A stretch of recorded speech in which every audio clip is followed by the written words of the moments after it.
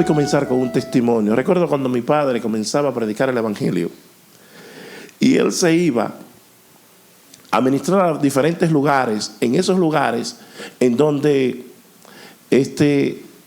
nadie entraba.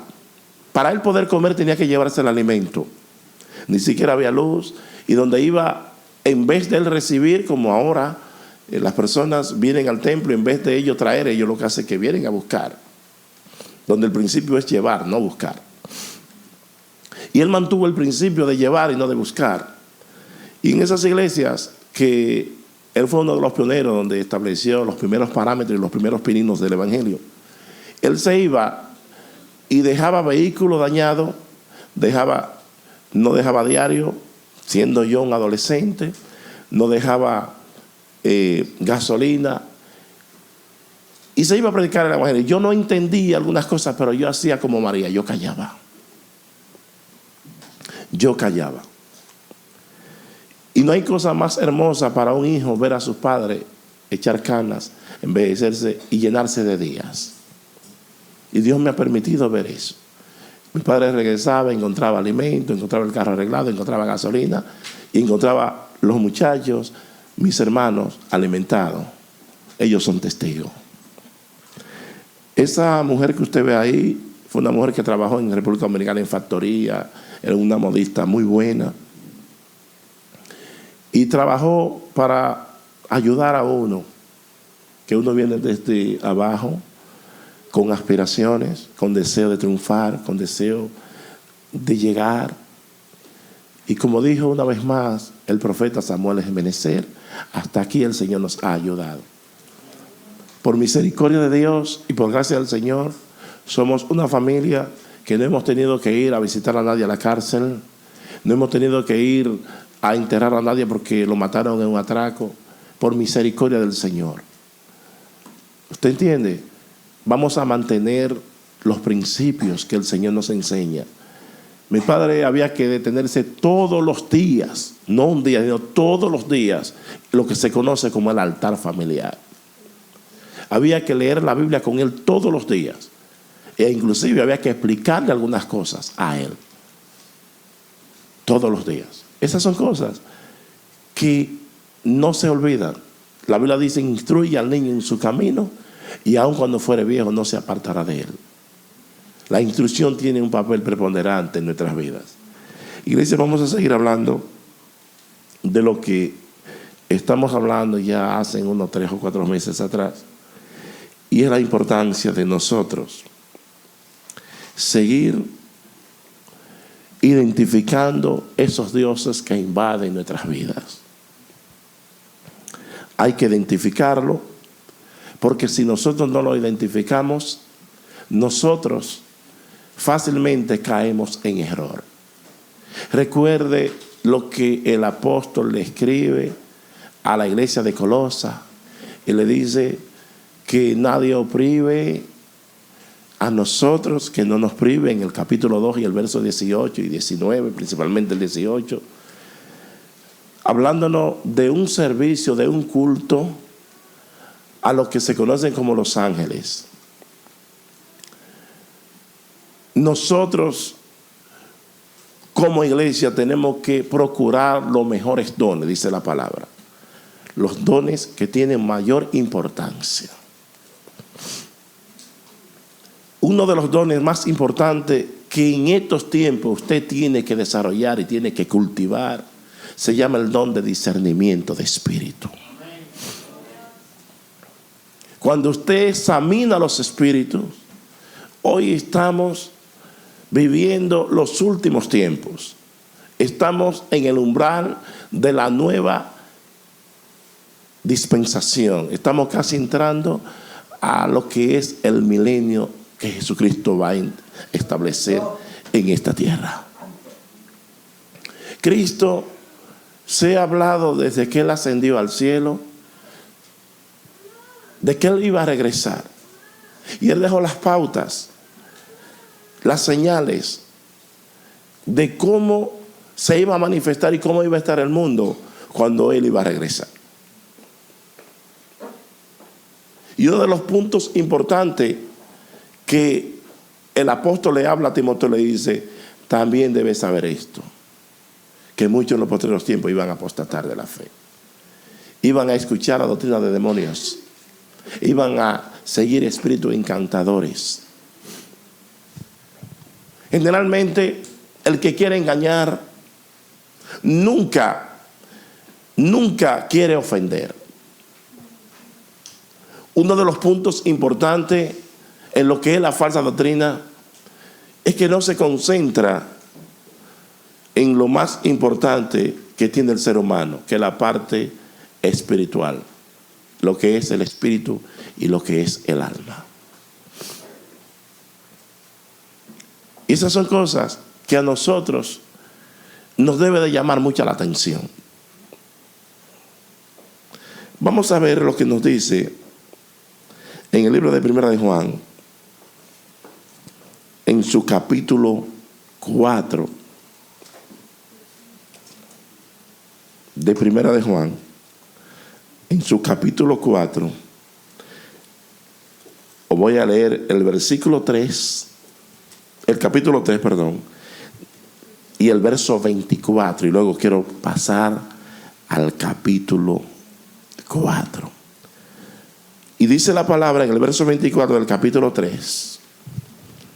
Voy a leerlo en el nombre del Padre, en el nombre del Hijo, en el nombre del potentísimo Espíritu Santo. Amén. Y el que guarda sus mandamientos permanece en Dios, y Dios en él.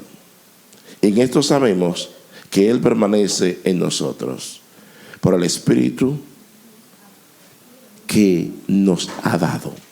Amados, no creáis a todo espíritu, sino probad los espíritus si son de Dios, porque muchos falsos profetas han salido por el mundo. En esto conoced el Espíritu de Dios. Todo espíritu que confiesa que Jesucristo ha venido en carne es de Dios. Y todo espíritu que no confiesa que Jesucristo ha venido en carne no es de Dios. Y este es el espíritu del anticristo, el cual vosotros habéis oído que viene y que ahora ya está en el mundo. Hijitos, vosotros sois de Dios y los habéis vencido, porque mayor es el que está en vosotros que el que está en el mundo. Ellos son del mundo, por ellos o por eso hablan del mundo, y el mundo no los oye. Nosotros somos de Dios. El que conoce a Dios nos oye. El que no es de Dios no nos oye. En esto conocemos el espíritu de verdad y el espíritu de error. Padre, gracias te damos, porque tus palabras son las que nos dan la capacidad para nosotros poder discernir y para nosotros poder entender lo que es este camino. En el nombre de Jesús. Amén. Quiero, mis hermanos,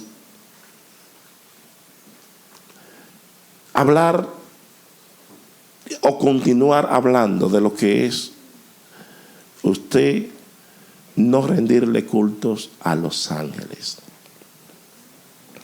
Estábamos hablando el domingo pasado de que hay personas que te reciben muchas veces sueños, a veces sienten en el corazón hacer algo y dice, Dios me habló. Ahora, cualquier persona dice que Dios le habla. Muchas veces ni leen la palabra, no conocen las escrituras, no oran, no van al templo, no viven una vida organizada ni disciplina en Dios, y viven diciendo que Dios le habla. ¿Cómo Dios te habla a ti? ¿Cómo nosotros podemos conocer a Dios? Podemos conocer el metal de voz de Dios. Dios habla de una forma ronca, o Dios habla con voz de trueno. Dios habla dice como el estruendo de muchas aguas. Dios habla en voz suave. Dios habla de muchas formas. Por ejemplo, yo quiero ir a X lugar. Quiero salir, por ejemplo, quizás de vacaciones, o quiero ir a visitar a una persona, o tengo que ir quizás a ministrar a un lugar. Y cuando yo voy a ministrar a ese lugar, o quiero salir, o de vacaciones, me pongo a pensar y de un momento a otro se me quita como el deseo de ir. Yo he presentado eso al Señor. Y de un momento a otro como que se va el ánimo y el deseo, el dinamismo de ir. Muchas veces Dios nos está hablando, no vaya, porque si va hay problema. No vaya, porque si va hay problema. ¿Cuántas personas Dios no les ha hablado? No te metas por ese lugar, y cuando se mete, le sucede lo que ellos nunca han estado esperando que le suceda. Algo funesto, algo muy malo. Dios habla. Observa el verso 1, el verso 24 dice: el que guarda sus mandamientos permanece en Dios y Dios en él. En esto sabemos que Él permanece en nosotros por el Espíritu que nos ha dado. Cuando usted permanece en Dios, Dios permanece en usted. Y cuando usted permanece en Dios, el espíritu de error en usted no encuentra cabida. Cuando usted permanece en Dios, usted es una persona que Dios organiza cada uno de los pasos que usted debe de dar. Cada una de las decisiones que usted va a dar, Dios se la organiza. E inclusive cuando usted es una persona que se está dejando guiar de Dios, usted es una persona que cuando va a hablar se cerciora muy bien de que Dios es el que está hablando, usándolo a usted o por medio de usted. No habla que todos los pensamientos que usted tiene o que usted le llega vienen y son pensamientos de Dios. Cuando usted habla, habla con peso, habla con firmeza, habla con seguridad y habla conforme a lo que enseña la inerrante palabra de Dios. Se cerciora muy bien de que cuando usted vaya a hablar, vaya acorde conforme a la sana palabra que habló nuestro Señor y Salvador Jesucristo. No habla pensamiento simplemente por decirlo.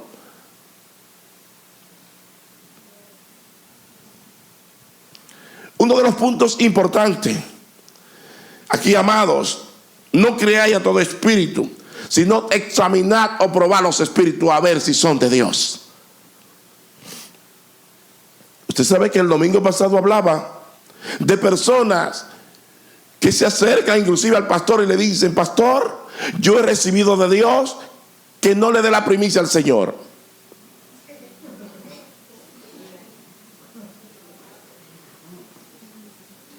Pastor, yo he recibido de Dios que me mude de iglesia. Pastor, yo he recibido de Dios que me mude de estado. Pastor, yo he recibido de Dios que deje esa mujer. Pastor, yo he recibido de Dios que deje ese hombre. Pastor, yo he recibido de Dios que deje ese trabajo. Sin examinar quién le está hablando. No conocen lo que se llama el discernimiento de espíritu. ¿Cómo podemos tener lo que se llama el discernimiento de espíritu? Discernir no es más que juzgar. Y cuando usted juzga algo, usted está poniendo la verdad en un lugar, la mentira en otro lugar. Cuando usted tiene conocimiento de lo que es la verdad, usted puede detectar la mentira. Pero cuando usted no conoce la verdad, jamás usted va a detectar la mentira. Una persona que no conozca la palabra de Dios, una persona que no conozca las escrituras, es una persona que jamás puede cultivar lo que se llama el don del discernimiento de espíritu. Dios le gusta y prueba siempre al pueblo de Él. Dios nunca tiene personas y lo tiene solamente por tenerlo, y luego que están en la casa de Dios simplemente lo deja o sencillamente lo deja porque tiene miedo de que se le vaya. El que es de Dios tiene que ser probado, para ser afirmado en lo que él cree. Deuteronomio 13 habla unos puntos importantes, que es importante pasar y darle ciertos pincelazos a ese capítulo.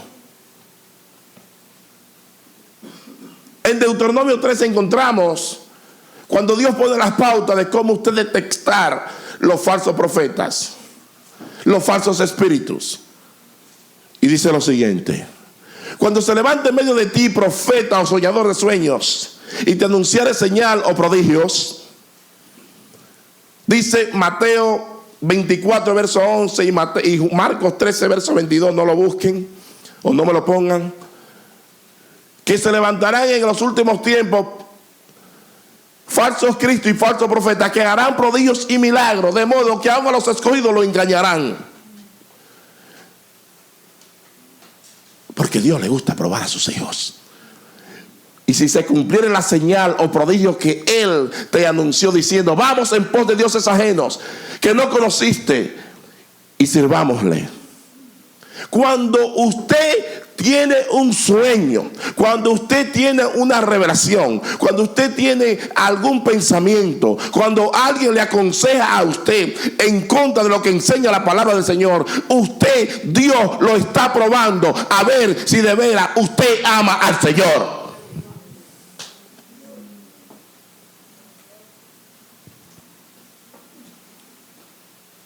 Dios no tiene mayoneta, no tiene títeres.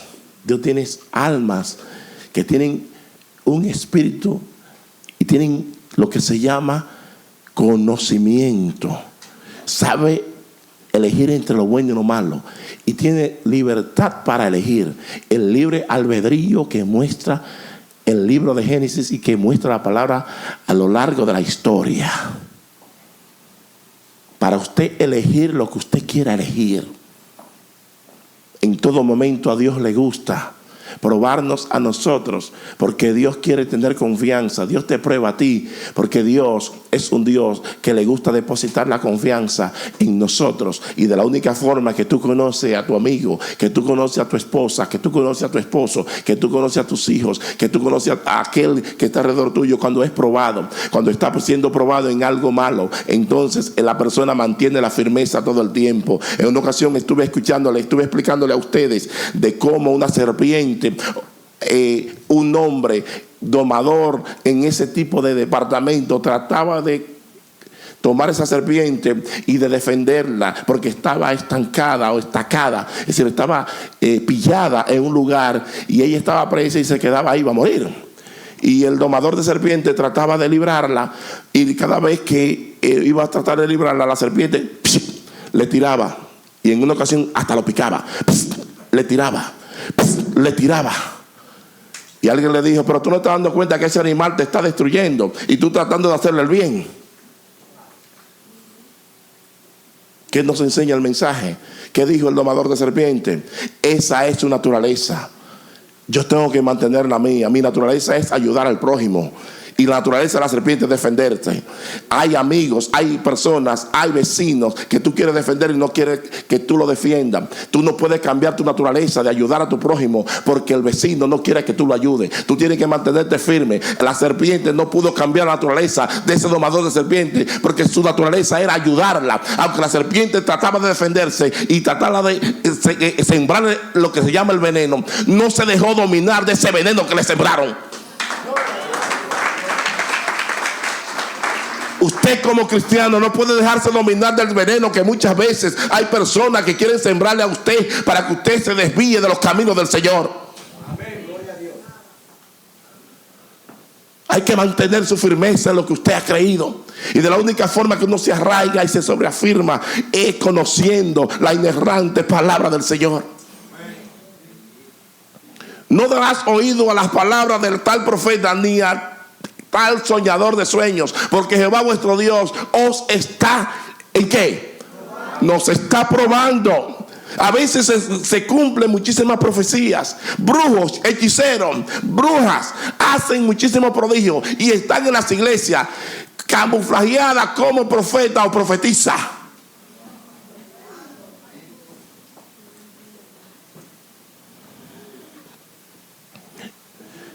Chacho, no habla en contra de ese fulano que es profeta.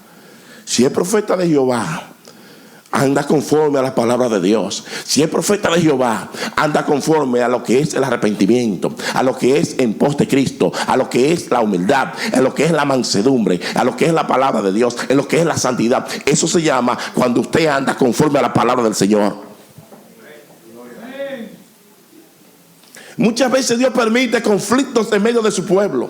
Muchas veces Dios permite soñadores de sueños que sueñen cosas que vienen de parte del mismo diablo. Muchas veces el Señor permite cosas que no son buenas, porque Dios prueba a su pueblo. De la única forma que uno desarrolla lo que llama discernimiento de espíritu es siendo probado.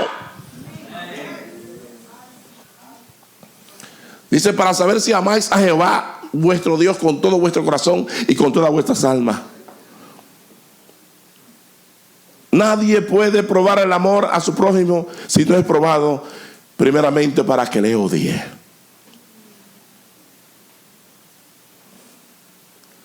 Cada uno de nosotros somos probados. En algunos de nosotros tiene que suceder lo que se llama cierto desierto en el área espiritual o cierto invierno en lo espiritual. Hay momentos que tú estás orando y tú no sientes a Dios. Hay momentos que tú estás leyendo la palabra y no entiendes ni pío. Y Dios te está probando a ver si de veras tú mantienes esa firmeza, que cuando tú lo sientes quieres seguir, que cuando tú estás orando y entendiendo quieres seguir. Dios te prueba a ver si de veras tú le amas, porque Dios le gusta probarnos. Dice, después de Jehová vuestro Dios andaréis, a él temeréis, guardaréis sus mandamientos y escucharéis su voz, a él serviréis y a él seguiréis. ¿Cómo yo puedo guardar los mandamientos del Señor? ¿Cómo yo puedo escuchar la voz de Dios? Si Dios, cuando yo estoy leyendo la Biblia, Él está hablando conmigo. Cuando Él habla contigo es para que tú lo retengas. Es para que luego que lo retengas tú lo pongas en práctica. ¿Por qué nosotros muchas veces nos debilitamos? Porque muchas veces nosotros no escuchamos la voz de Dios. La voz de Dios es importante. Hay que tratar de escuchar. Usted tiene que decir, pueblo mío, Padre mío, háblale a tu pueblo. Necesito escuchar tu voz. Necesito escucharte. Si no te escucho, quiero escucharte. Y sigue insistiendo, sigue insistiendo. Y aunque tú crees que Él no te esté escuchando, Él te está escuchando, porque Él le gusta que tú insistas, te pruebe en muchos momentos, porque Él quiere que tú venzas a un enemigo que vive contigo, que se llama la carne. A veces nosotros vamos a orar y nos detenemos en la oración, y cuando nos detenemos en la oración, bueno, me arrodillo y no me he arrodillado bien cuando yo me quiero parar. Y el enemigo tuyo te dice, párate. Se llama la carne, uno de ellos. Venimos cargados, cansados de las cosas del mundo, que otro enemigo que tú tienes. Venimos con tantos problemas. Y esos problemas no nos dejan concentrar, no nos dejan concertar con lo que es el Espíritu Santo de Dios. Y el Espíritu Santo de Dios ahí tranquilo. Dios lo que quiere es hombres valientes, hombres que son perseverantes e insistentes en lo que ellos hacen. Cuando tú no sientes a Dios, hay un principio que Dios dice en su palabra: en lo poco me fuiste fiel, en lo mucho te pondré. Si tú le eres fiel a Dios orando, aunque sea 5 minutos, bueno, yo tengo que orar antes de irme, aunque sea 15 minutos, y tú no lo sientes ahí, no lo sientes, bueno, pam, pam, y ore, Jehová. Pero en el camino algo tú vas a sentir. En el camino tú vas a sentir algo. Tienes que serle fiel a Dios en lo poco, porque en lo mucho Él te pondrá. Si le eres fiel a Dios orando 15 minutos, leyendo la palabra de Dios 15 minutos, en eso Dios te pondrá entonces a orar por media hora, a orar por 1 hora, a orar por días, a orar por meses, a leer la palabra por siempre. Porque, oye una cosa, es importante que tú te ejercites en lo que se llama la piedad o la palabra del Señor. Porque lo único que mantiene para siempre y que se mantiene para siempre se llama la palabra de Dios. Y ella hay que estarla leyendo siempre y hay que estar meditando en ella siempre. Y aunque estemos en la eternidad, siempre estaremos meditando en la palabra de Dios, aún en la eternidad.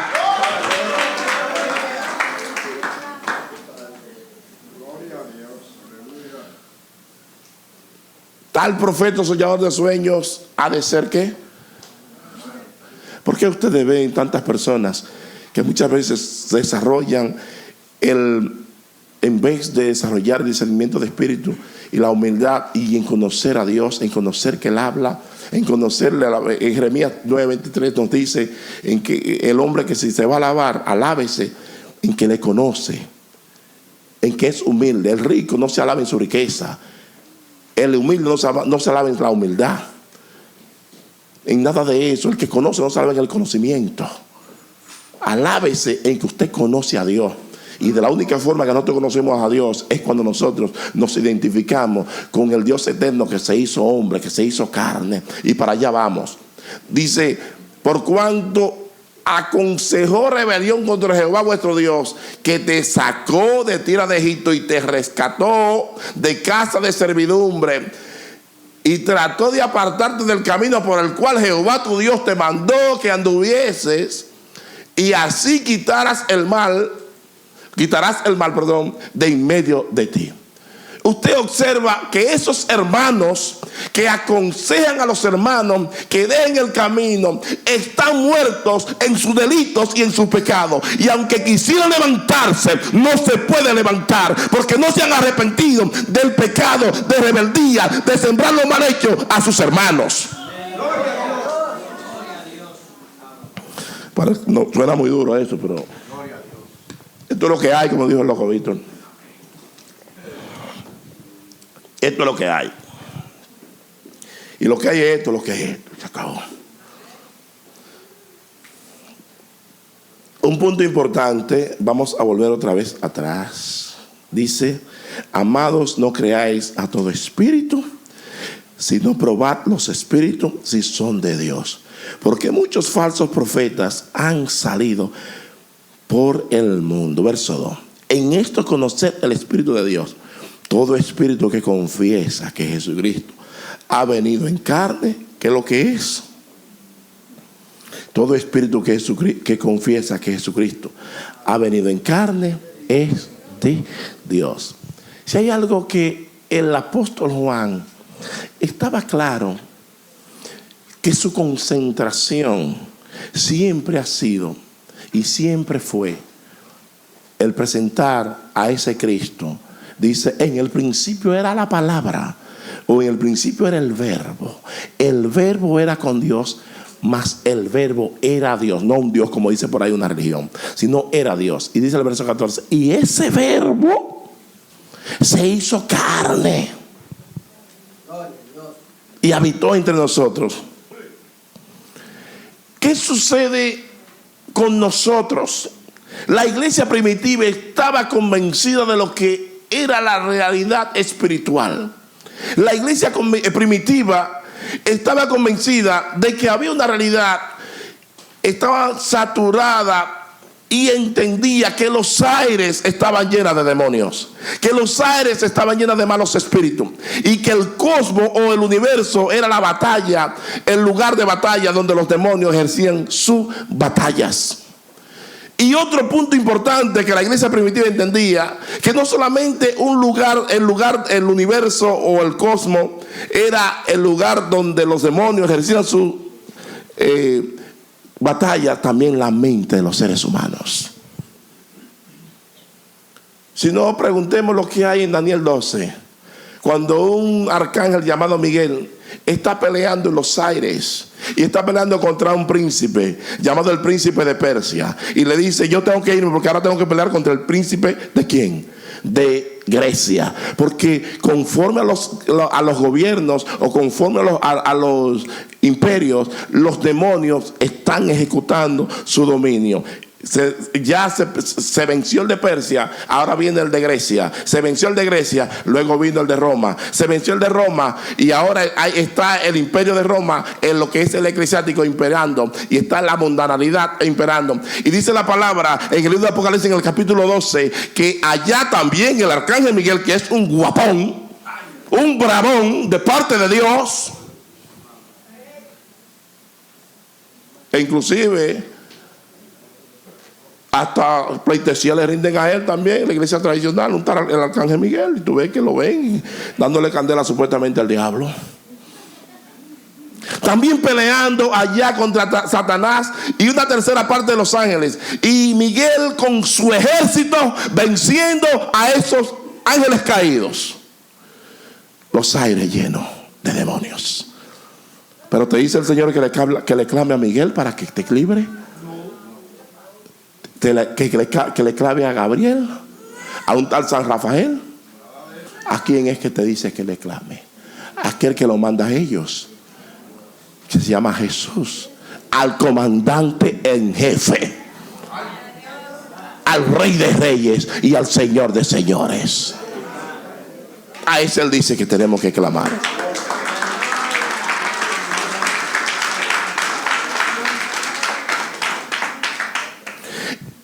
Como la iglesia primitiva tenía tanta saturación de lo que se llama las cosas espirituales, la iglesia primitiva, el mover del espíritu era tan grande que así como estaban saturados los aires y había un paralelismo de que estaban llenos los lugares, llenos de espíritus engañadores, también el Espíritu Santo se movía de una forma preponderante y de una forma completamente activa en medio de su casa.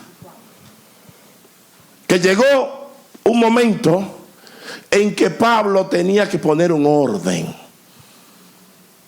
Había tanta llanura del Espíritu Santo que la gente entraba y pensaban que el que no conocía al Señor, eso es de loco, porque era una habladera de lengua y todo el mundo hablando en lengua. Que Pablo tiene que poner un orden. Y no solamente eso, dice, si hay algunos que hablan lengua, los que hablan lengua, necesitamos una persona que interprete esa lengua, para que el que entre por ahí vea que esto no es un convento de locos, que esto no es una persona, esto no es un lugar, un club de dementes, sino de gentes cuerdas. Segundo, cuando Pablo observa ese problema que existía en Corinto por la saturación de lo que es el Espíritu Santo de Dios, por eso se necesita un orden. ¿Quién te organiza? La palabra de Dios es que te organiza. Porque tú tengas el Espíritu Santo, si tú no lo usas en orden, está mal delante de Dios. Hay que usarlo con orden. ¿Qué pasó? Que cuando los profetas iban a hablar, tenían que esperar su turno, porque era tanta llenura del Espíritu Santo que tenía la iglesia, que cuando la gente recibía de Dios, tenía que esperar que ese se callara para entrar el otro. Ahora lo que hay es muchos, pero muchos brujos. No hay profeta, lo que hay es brujo.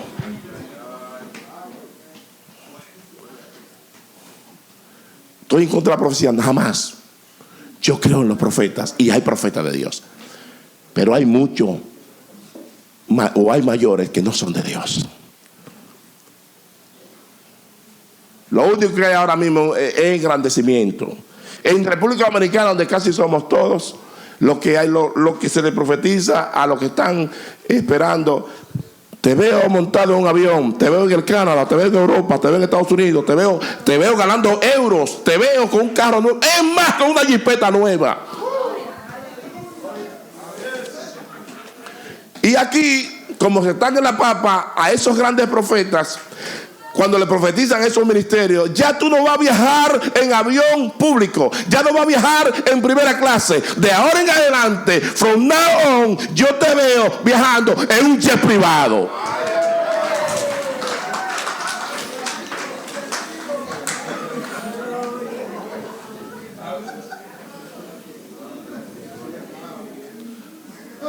¿Qué tiene que hacer?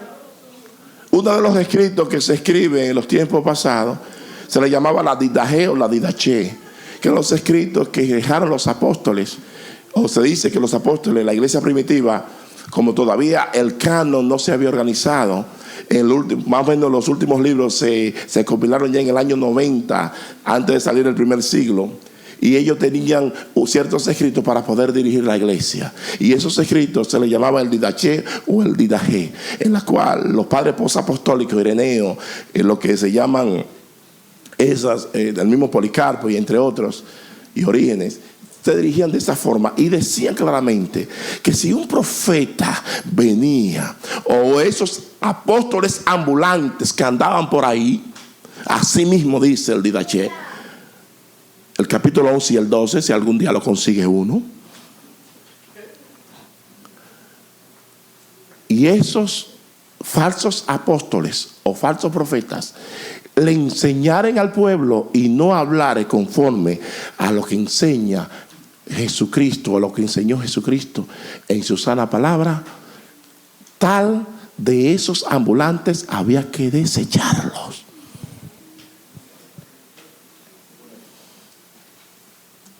5 more minutes, como dicen los blancos. 5 minutos más. Como decía anteriormente, al nosotros observar que estos falsos profetas enseñaban, y estos soñadores de sueños, y en estos tiempos esos encantadores muchos enseñan que Jesucristo no vino en carne. Oye, que Jesucristo no vino en carne. Es tan sencillo lo que nos enseña la palabra y aún lo que nos enseña la historia secular, que si yo negare la existencia o la venida que Jesucristo vino a esta tierra en carne, si yo lo negare, estoy negando la historia, el antes y después de los tiempos. Antes de Cristo, después de Cristo. Estoy negando lo que es la salvación inminente para el ser humano, cuando yo no era cristiano y después de yo recibir a Cristo. Estoy negando esas cosas.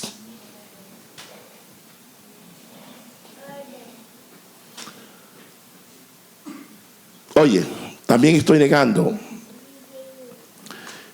que Jesucristo, o que en Jesucristo se cumplen todas las promesas. Los judíos estaban esperando las promesas de Dios, todas las promesas de Dios, y que se cumplieran en el Mesías o en el Cristo, que es una palabra, una hebrea y otra es griega. Mesías es una palabra hebrea y Cristo una palabra griega. Significa el ungido. Y es importante que usted entienda este punto, y hay que decirlo muchas veces. Cuando muchas veces se levantan y dicen algunos expositores, yo soy el ungido, lo que está diciendo, yo soy el Cristo, porque eso es lo que está diciendo la palabra ungido. Y hay que tener mucha cuenta. Por eso el hombre arrogante, el hombre altivo, el hombre pedante, el hombre orgulloso en este camino no llega muy lejos.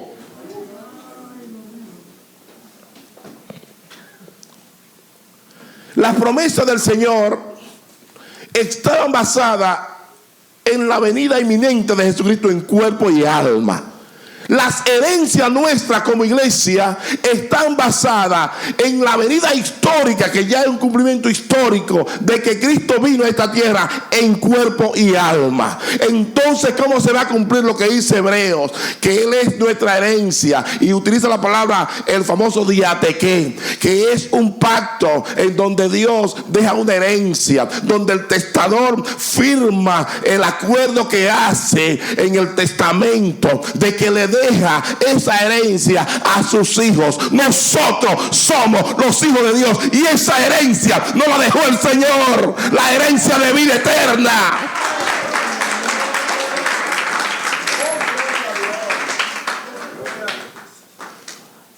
Es decir, que si negamos que Jesucristo vino en cuerpo y alma, nosotros estamos negando las promesas de Dios para los judíos, las herencias de Dios para lo que es nosotros los gentiles. Y con esto voy a concluir. Hay muchas cosas más, pero voy a tener que dejar la comida ahí y comenzar, porque ¿qué vamos a hacer?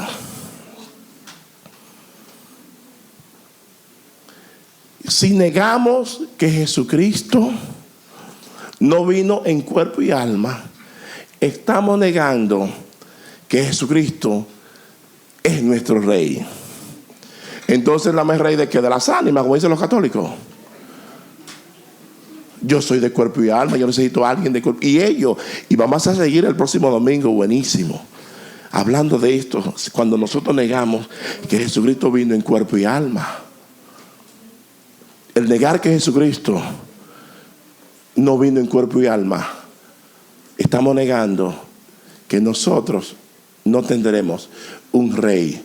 Le negamos entonces rey a los judíos.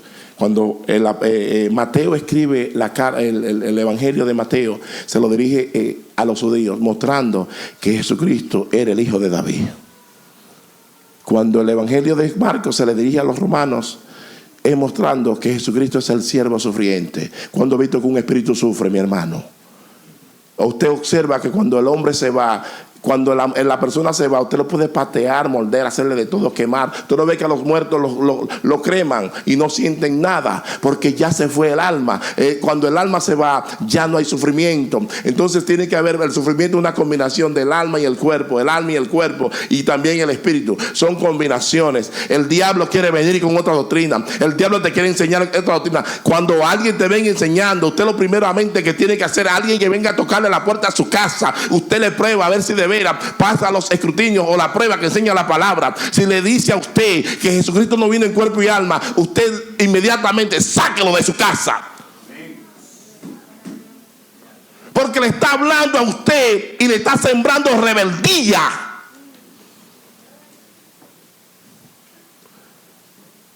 Usted tiene que tener identidad, usted tiene que tener posición. Usted no puede ser un recipiente que está lleno de agua, que donde quiera que lo mueven, si lo echan, mira cómo se va. Así hay gente que se desparrama por cualquier cosita y que cambian y que adquieren, conforme al lugar, adquieren la posición. Si estoy en la discoteca, yo también bailo. Si estoy entre los que beben, yo también bebo. Si estoy entre los que bailan, yo también bailo. Si estoy entre los que maldicen, yo también maldigo. Si estoy en los que hacen cuentecitos colorados, yo también lo hago. Eso no funciona. Hermano, este camino es hermoso. Y para aquel que es de Dios, sus mandamientos no son gravosos.